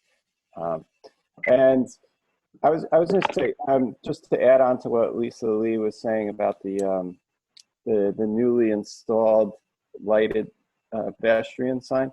I've seen one on State Street as well, and I'm not sure exactly what the you know, they're not activated by any pedestrian. There's no actuation. They just sort of randomly flash sometimes, and so you know, I support that notion that, you know, if you're going to have this, it should either be a sensor or a push button activation. Right, and if it's flashing when there's no pedestrians, then it sort of trains the cars not to trust it. Right. So. Right, it just becomes white noise after a while too. Exactly. Okay, so let's scoot down the road a little bit. Sorry if I'm making anybody. This is Peter Courtright. Are you there? Yeah, we can hear you. Good. I did want to add one point to this that no one brought up. So I've been challenging always experts, which I would be included. Yes, it would be great if you did a no left turn, but as the hospital with almost 9,000 employees and then excluding the visitors, so we are talking about a significant traffic generator. So that generator is not going to go anywhere. So by not making lefts, they're going right. And as you can see down this road, it's a residential neighborhood where then the residential neighbors start complaining about the amount of traffic, which will, you know, I never was a big proponent of no left turns because you're just pushing the problem to some other area where people are going to complain. So I'm not sure we're really addressing the real the traffic issue. So the Hawk system, yes, is probably something that could be installed. Second, it looks like it seriously needs lighting, yes, and probably maybe some highlights signage in all directions. That's what my observation sees. But I'm not a proponent of the no left turns because it's sort of like we close our eyes and then we're just pushing our problem somewhere else, which then we haven't really addressed it. So there we right. go. And when you push the traffic this way, you also have students walking to the high school down that way. So yeah, you create other issues. You have Atlantic right. Street.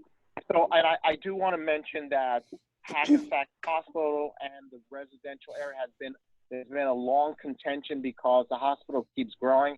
This is the most significant hospital, at least in the northern area of the state. There's sort of like no really master plan where they're building buildings.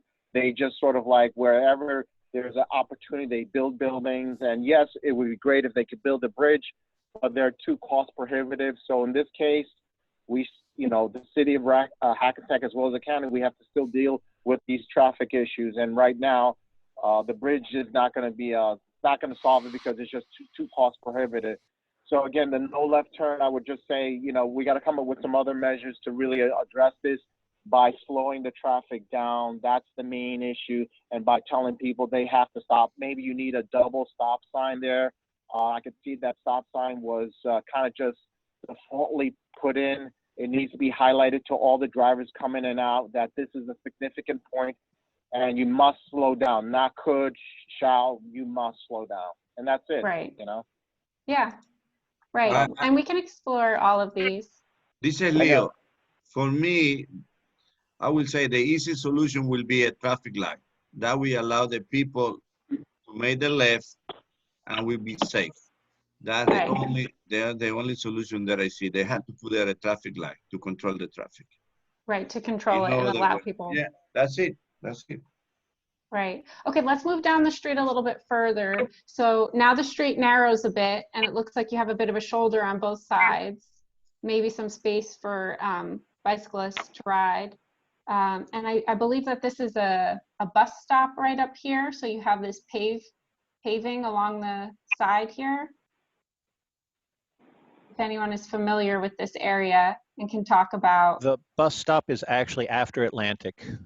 Oh, right. Just past it. Oh, yeah. So where there isn't paving. Yes, right there where there's a sign. Yeah, there we go. That's the bus stop. So that's the first bus stop on Prospect going north. Okay. All right. Well, it looks like what we mentioned earlier, there's ways to provide comfortable bus stops and ways to provide just bus stops that people may not find as easily accessible. But do we have any comments on Atlantic Street, the intersection here?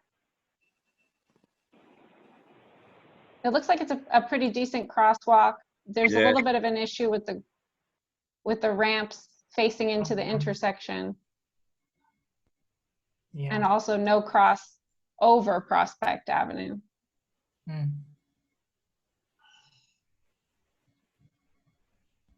Now we said we'd take a quick detour down Atlantic. Does anyone have any experiences on Atlantic that they want to talk about real quick before we move further down Prospect Avenue? Is this where there's another exit? Yeah, it looks like right up here. There's another exit, right? Yeah. Yeah.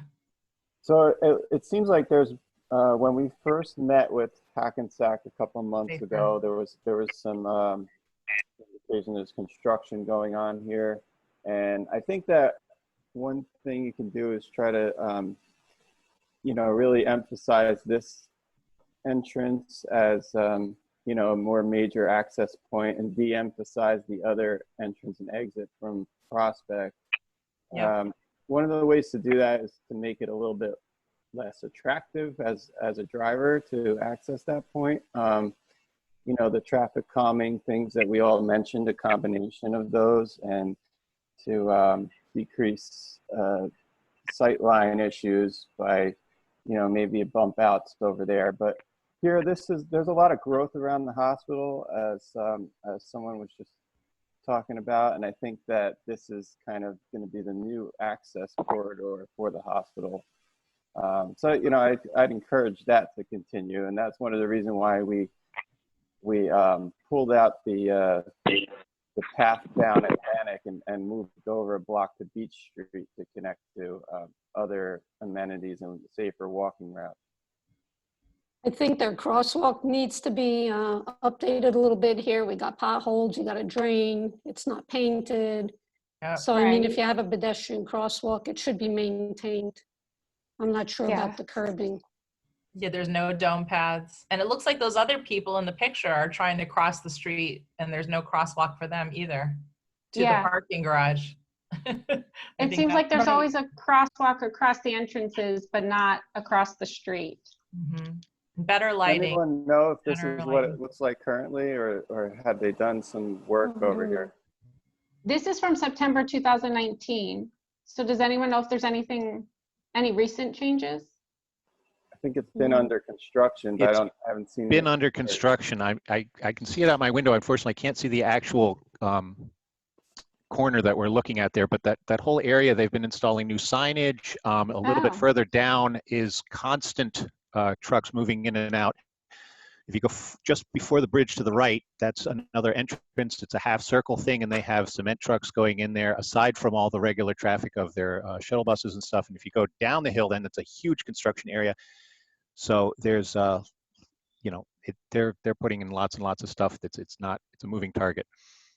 Right. So this is and that's where also a good point that about the shuttle buses. They come down this corridor, and that connects in a, I think it's a circular route, but it connects the bus and train station to this area. Right. Okay, and that's also, it would be great for anyone who can walk this and fill out an audit and let us know what things look like now. That would be really helpful. All right, let's head back to Prospect Avenue. Lisa, Ryan did put in the chat that the work is towards 2nd Avenue Street. However, the sidewalk is now open on both sides of Atlantic towards 2nd Street. Oh, okay. Okay. All right, so we have parking on both sides at this point in Prospect Avenue. Now, Can I make a comment for bicyclists? So as I was saying, I tend to ride this corridor, and before Atlantic Street, it's no parking, and so it's clear. And then suddenly you come over here and there's parking on both sides, and you suddenly have to go there. So right where the bus stop is, and the street narrows, and so suddenly you have to go out into the street. So it's, you know, it funnels in, and you get sort of a Venturi effect of all the cars, all the traffic, and now I have to merge into that too. So it's could be better designed. What I can do. Right. It looks like there's a lot of off-street parking in the area, but it also looks like there's a lot of cars using this on-street parking. So I'm not sure if we were to take away a few of these parking spots in order to continue a bicycle lane, that could pose a problem, or it might not. It's hard to tell. Lisa, that's going to be a problem, because this particular building, they was built maybe in the 70s, and they don't have enough parking themselves in the building. So all these senior citizens, they had to park in the streets, and the hospital offered like about maybe, I don't know, 25 or 30 spaces. And the beginning, they were supposed to park there for free. Now they're charging $25, and then they want to increase to $75, or 70, 75. I am against that, because these people, they need areas to park. Yeah, so absolutely. I would say they get rid of enough parking space already in Prospect Avenue, and get rid of more, we're gonna hear complaints. Yeah. That's not right. This is good to know. Absolutely. This is the context we need. Okay. Anytime. All right. So let's continue down to the intersection here, which it looks like there might have been some recent upgrades to the curb ramps and crosswalks. Do we have any The whole comments traffic about? light is brand new. I think it's less than 3 years old. You're right. Right. If I may, it's a computer-generated light. It senses the volume of traffic and changes accordingly. That's what I was told by someone in City Hall. They've actually stopped that. When they first put it in, it was traffic sensing so that it would see if there's somebody waiting there and the light would turn immediately. They since have turned that off, and it seems to be more, it's timed again. Oh. So it seems to have regressed. Carl, may I ask you, so for pedestrians, do all the lights turn red to allow all pedestrians, or? No, you have to push the button, and then you'll get a green light together with the traffic, but it won't shut off. There's no all red, all pedestrian crossing. No, and in fact, it's kind of confusing. So that the traffic pedestrian light doesn't turn on unless you push the button. So as you see now, it's green for Prospect, but the pedestrian signal is red. Had you pushed the button, it would have been green for the pedestrians too, but only if you push the button. Yeah. Can I make a question, because you live in that area? Is working better now, or was working better before? I personally think it was working better before when it sensed the traffic, but okay, so I'm gonna look into that. I don't know why they turned it off. I assume there's a good reason for it, but yeah, when it first came in, you could see you came as soon as you approached the thing and you're stopped, it would turn instantly. And now you come at the thing, and even if there's no traffic, you still have to sit there and wait and wait. So I'm gonna look into and let you know why they remove, because this is supposed to be like a smart lights. They call it smart lights, so they sense the traffic. Okay, I double check that. This intersection has heavy student traffic going towards the high school both ways, all the way down to Tracy Place, which is down off of Summit Avenue heading west. So between on a normal day, between the commuter traffic, people in their cars, and the high school kids, it's pretty busy. So the lights should function better to let the pedestrians cross in all ways, in all locations. Right. Does anyone have experience walking across through this crosswalk here? The timing of it or anything?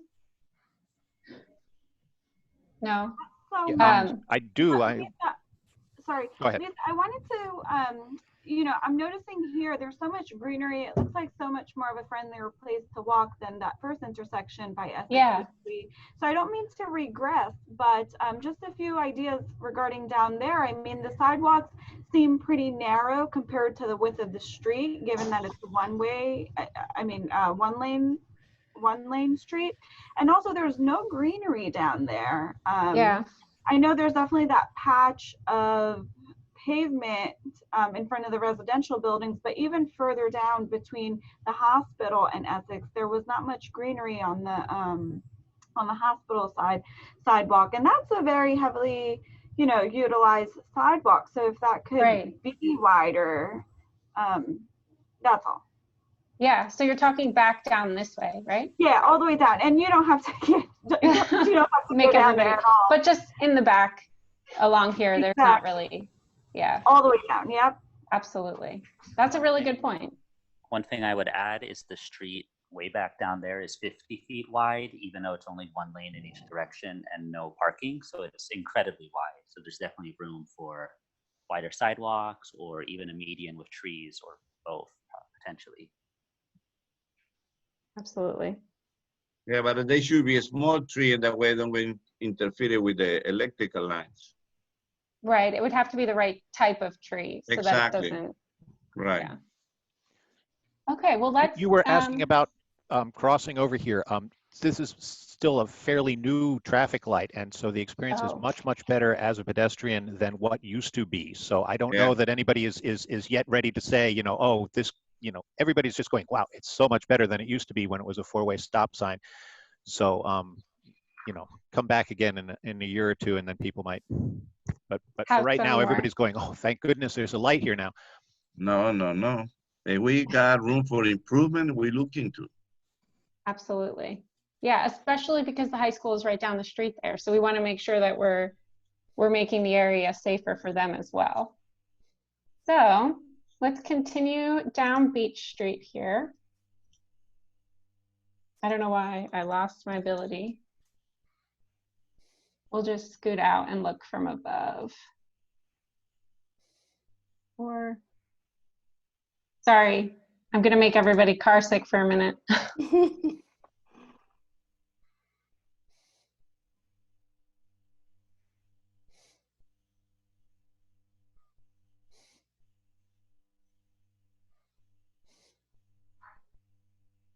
Now I'm not sure why it's not letting me go down there, even though I was able to before. So.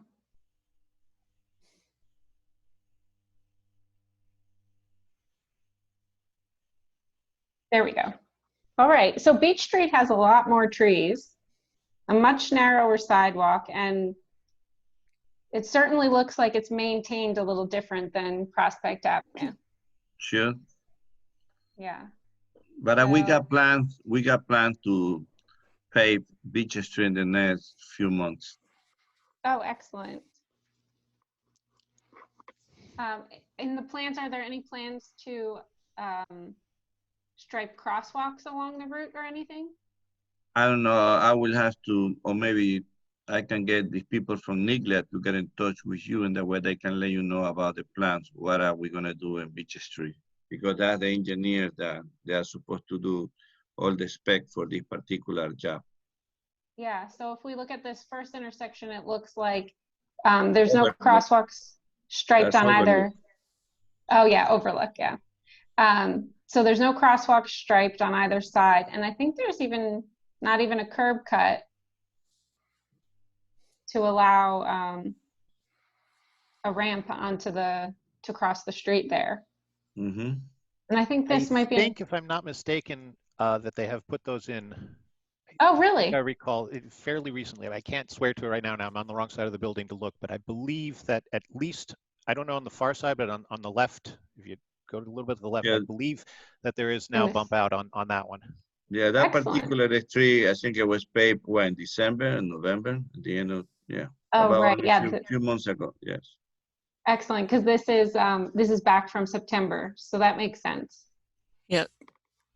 And ramps were upgraded, yeah. I see that. Okay, excellent. So, Ryan, do you know if there are crosswalks across Beech Street now? Or it was just the ramps that were upgraded? I guess if Beech Street wasn't paved yet, they wouldn't have put the crosswalks in. Yeah, it was just the ramps on Overlook because we stopped at the joint. Oh, right here. Overlook, yeah. Okay, is there a crosswalk there now? Here? I believe it's striped, yes. Excellent. I'd have to go out, but if not, we have a DOT municipal aid funded for Beech Street, so we could pick it up there if there's no striping out there now. Okay, perfect. So then it looks like as you continue down, there are some really beautiful trees that provide a lot of nice shade on the sidewalks here. And there's parking on one side. It's a pretty wide street though. It's a pretty wide street. Does anyone know about bicycle traffic coming down this road? So this is a steep hill right there that we're on, and so you tend to avoid it. You either go, you try not to go on the street. Right. What about going up and going down? It's poorly paved, so. Oh, of course. Well, for now it's poorly paved, but that could change soon. And what about students headed to the high school? Do they mostly walk? Mostly walk. Mostly walk or ride. I don't think I've ever seen. I don't see bicycles because the high school doesn't have any bicycle racks. Oh, okay. No bike racks. Well, Lisa, there's a comment from Greg Polinack, I think from the engineering firm, that Overlook was paved. That's correct. And Beech Street plans and specs are completed. Oh, okay. Greg, I don't know if you want to turn your mic on and say anything else, or whether there are plans for crosswalks or anything? Yeah, that is correct. As Councilman Battaglia had mentioned, the plans and specs are completed. crosswalks will be addressed at that time. Excellent. Perfect. Okay, now if we just continue. Anecdotally, as I've cycled up and down the street and nearby, and it's fairly calm for bicycle traffic. It's a much better alternative than some of the parallel streets. But I do want to mention again, I think it's been a couple mentions already. I think Gary talked about it earlier with Essex Street, and same here as a parallel road. The topography, there's a steep grade going up to Summit, and there are some sunlight and visibility issues attributed to that. And I actually witnessed a pedestrian crash on Essex just at that peak time in the morning where, especially in the winter, there's a low sun angle, and the sunlight really becomes a visibility factor traveling up and down the street depending on the day because of the hill. So as you approach the hilltop, it may be more dangerous for pedestrians crossing as drivers are blinded by the sun at certain times. Oh, that's really good context to know about. Thank you. Hey, Lisa, I have a question for Greg. Greg, do you know if the repaving plans include any bicycle facilities added, like sharrows or something? They don't include any bike lanes or any aspects as it relates to dedicated bike lanes. Is there an opportunity to maybe suggest something to be added, even if it's only sharrows? We could take a look at that. We definitely could take a look at that. And if the city's interested in it, we definitely could take a look. Okay. Excellent. Okay, so we'll just continue a little bit further here. So I have a comment, being as this Sure. is my building. The entrance to the building is right up there on the right to the parking garages. Now you'll see that it's marked off in yellow. You're not supposed to be parking on the curbs over here. People nevertheless do. In this particular picture, it's beautiful. It's the way that it should be, but often people park. So we had it changed.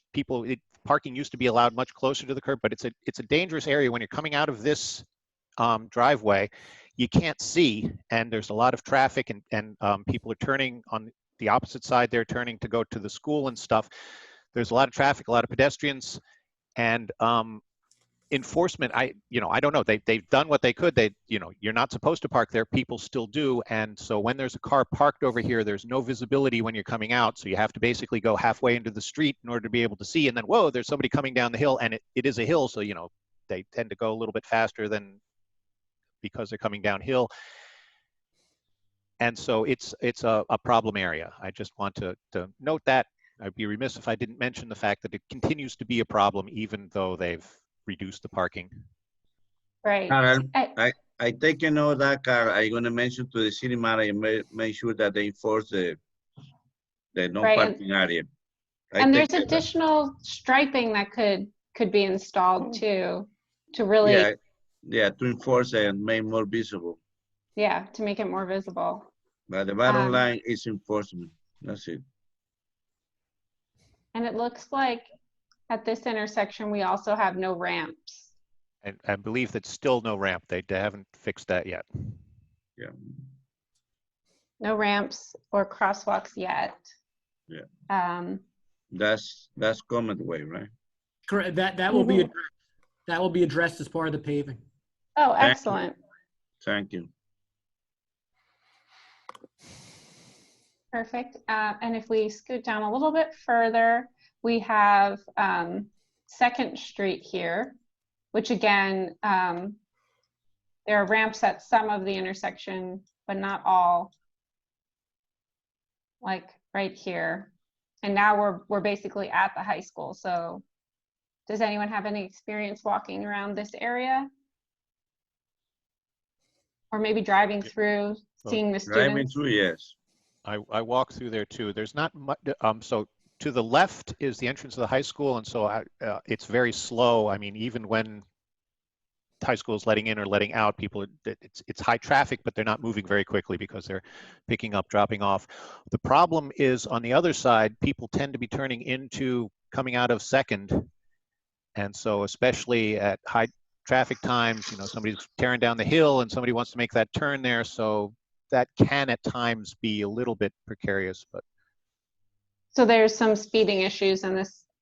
Yeah, because it's so high traffic, and you have, you know, people wanting to drop the kids off, get to the school in time, get home on time or whatever, and it's narrow and it's congested, and so yeah. And that problem gonna get bigger now that the hospital is making all these new additions. There are gonna be more people around that area. Right. And the painted crosswalks will be added when that's paved? Sure. Yep. Excellent. Now it looks like there's a ramp here right in front of the high school, but no crosswalk. Is there plans to add a crosswalk here? That would be up to Niglia. What is their suggestion? I don't think that's meant as a crosswalk. That's a drop-off area. So people drop that goes right into the administrative entrance of the high school, and I think that's probably a compliance issue, so that you can drop off a wheelchair and it goes straight into the hospital school. That's the idea. I don't think we're going to be including a ramp on the other side of the road at that location. As was discussed, that was just a drop-off location. Okay. All right, and now this last intersection here, it looks like it was recently, the crosswalks were recently upgraded at the corners here, but not on this end. So any comments about First Street here? Well, it's about as ugly as it looks on the right side anyway.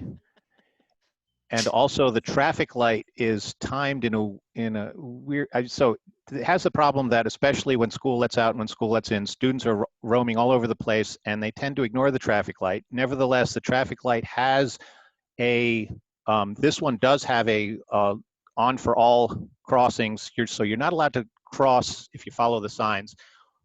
When it's green for the cars, there's a specifically timed time for pedestrians that you have to wait for, and nobody does. And everybody, what you said about training of drivers and training about pedestrians, this one has mistrained everybody. So this is a traffic light that you try to avoid. If you're driving, try not to go to this street because it takes forever and there's nobody there, because you know it's set up for the 3 o'clock when everybody comes out and maybe 8 o'clock when everybody's coming there, but all other times you have to sit there, wait for the long cycle when there are no pedestrians. And as a pedestrian, you come there and you know, it looks like it's clear and that you can go because the green light is on, but the pedestrian light is not on, and then you wait for the pedestrian light, and it's a mess. Right.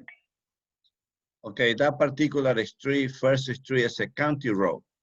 And Ryan, the project manager, is already in contact with the county to try to get many of the county roads in the city to be taken care. And First Street is one of the streets that the county promised already to take care. So by doing Beech and doing First Street, the whole corner is going to look 100% better. Excellent, yeah. All right. So First Street is a county road. Right. So we were supposed to go down it a little bit, but it sounds like it's not municipally owned. But if anyone has any last comments just on this little section of First Street here, right where we can see. I just wanted to add that it looks like there's actually no pedestrian signals on 2 of the corners. Right, so this that definitely one. makes it harder for pedestrians to even Yes, know. yes, you're very right. Exactly. They should be on. That is part of the reason that it's so confusing and why I said it's a mess. I'd forgotten. You're right. Yeah, you're right. They're not always, they're not consistent. So you never know when you're coming there. Is it? Yeah, exactly. So that's a combination of city and county that they had to take care of that corner. Right. Absolutely. So it looks like we have a lot of great ideas, including addressing speed, improving some crossings, maybe considering some bicycle infrastructure. Are there any other Any other comments that people would like to leave before we wrap up? I think you should go to Essex and First Street. That's a busy, busy intersection as well. It's going to be redeveloped, some of the properties, but the kids do walk south to get to their neighborhoods. It's pretty busy. You have to go all the way, as you're pointing Right here, down go all the way here. down to Essex. And that Right. would finish you up for today. But, well, actually, Second Street, right, first in Atlantic, that's all going to be redeveloped. We're going further to Essex Street. I think it's more critical. The diner is gone now, but it's going to be, property's going to be redeveloped. Right. Unfortunately, this is outside of our Well, that's- corridor. It's part of the hospital zone. It's the Yeah. border all the way down to Railroad Avenue. So Yeah, it should looks be, very similar to Prospect Ave, though, where some of the treatments that happen on Prospect Ave could be maybe considered also for this intersection, like Needs- long crosswalks and. need some new painting, some new markings for pedestrians. I don't Right. recall how the lights function. Right, absolutely. And when the So- people go, yeah, Lisa, when the people coming downhill, they really speed. They really Right, go so really speeding. fast. Yeah, speeding is a problem too. Speeding is definitely a problem, and maybe trying to deal with that entrance and exit from the hospital. So we And have, as Route 80 traffic comes north into town on Polyfly Road. That's where it ends there and becomes First Street. oh, right, right. So you've got traffic coming in from all ways. Yeah. Yeah. Well, if everyone would be kind enough to fill out the walk audits to the best that you can. Anyone who has the ability to walk the corridor in person at some time, we're just asking that those audits be returned to Anne, and I can bring up her email address so you can all see. Yeah, so in the next couple of days, I'll be sending you all an email with a link that will send you to a web page on the Sustainable Jersey website. And on that page, you'll be able to access this recording from today. You'll also be able to download the audit forms that James shared in the chat box. And we will also provide you with these slides that we went through today. So all those pieces will be, yeah? Confusion, are there two forms? The audit form and what was the other form, that the survey? Are those different forms? It's the same form. There's just one form. Okay, so audit survey form, it's all the same thing. Okay. Correct, yes, yeah. So there'll be a link to that. There'll be a link to this presentation PowerPoint slide deck, and then the recorded video. And that will be sent to everyone who registered.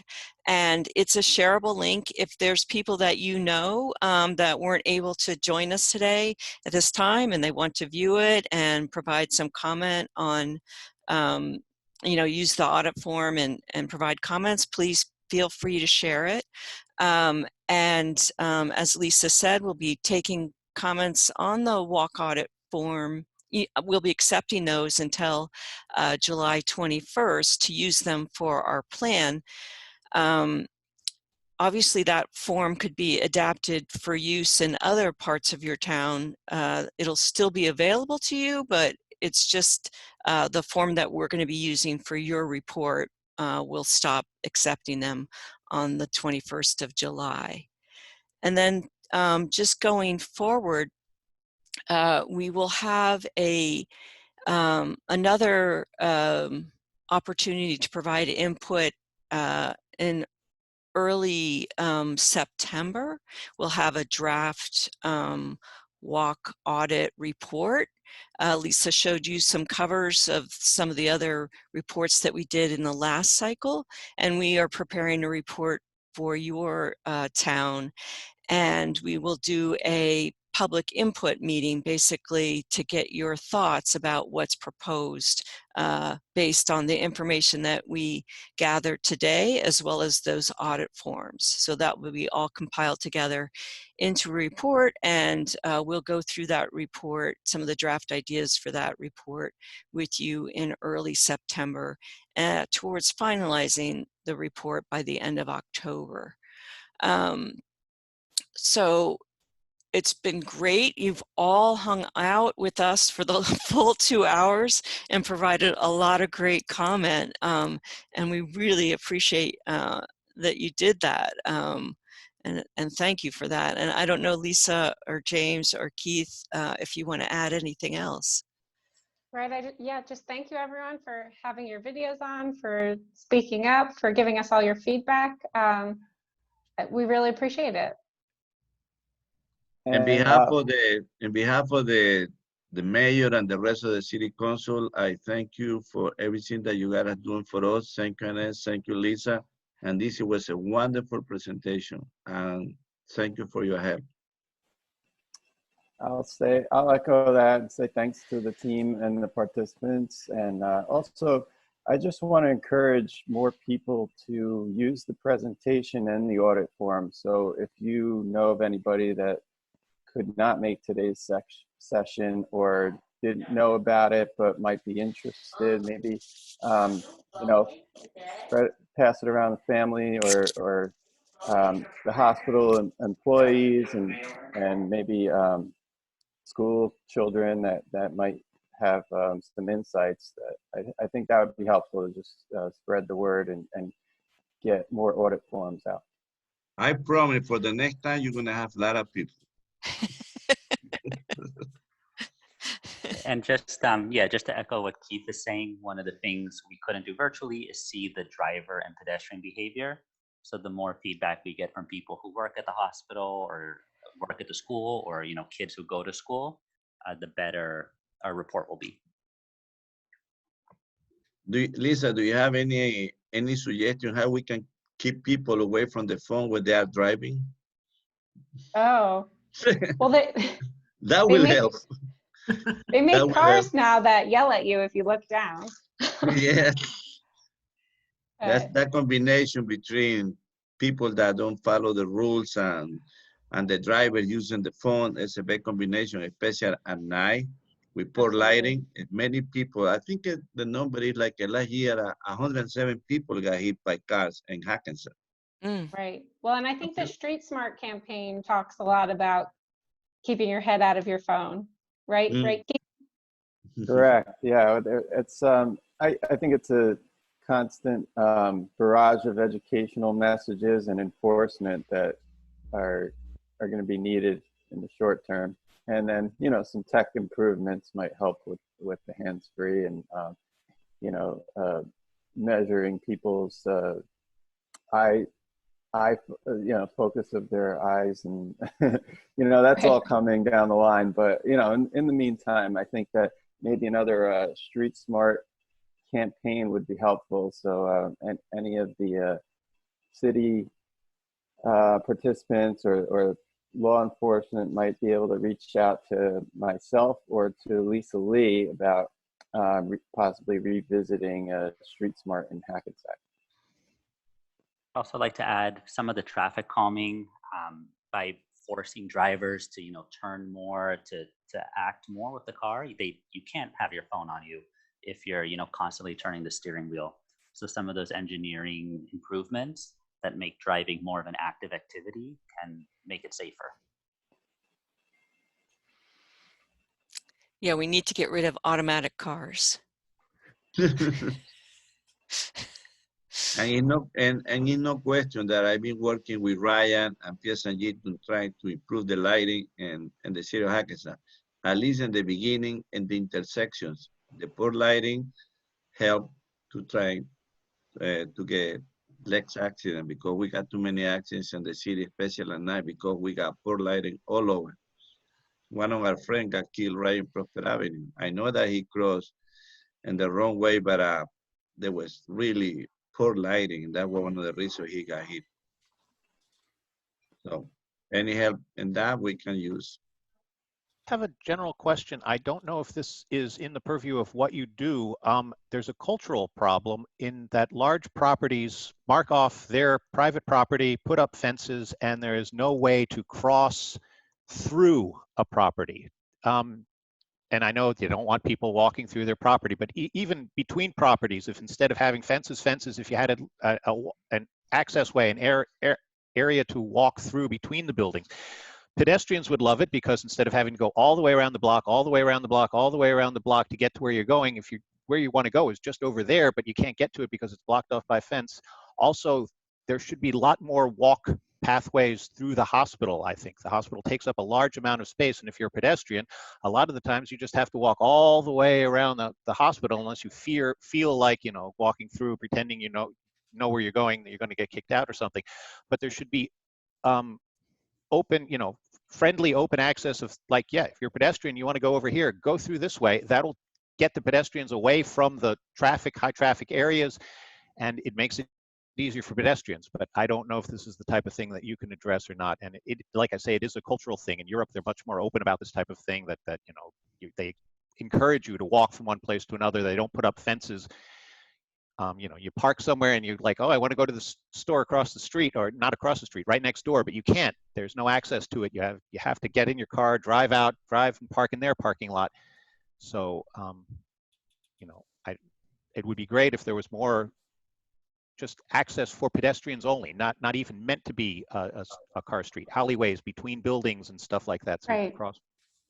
Yeah, absolutely. And if you include some specifics in your walk audit, we can definitely look into that. I mean, there are definitely communities that have I definitely walkways. will, but I don't know what to do. I mean, like, between their two private buildings, the Frontenac and the one right next to it, if they were to open up an alleyway, I could access my building much better without having to walk all the way around the corner. And same goes for the hospital. You know, when the bus drops me off at Essex Street, I have to walk all the way around the hospital, round. If I could cut through the hospital and through the parking lot that they have on Atlantic Street to get to my building, and my building is also not complicit because there's no way to enter my building from the back. They have fences up all the way too. This is why I say it's a cultural issue, that if there were more entrances, it would make my walk shorter and safer. Yeah, it would make it more walkable in the area. Absolutely.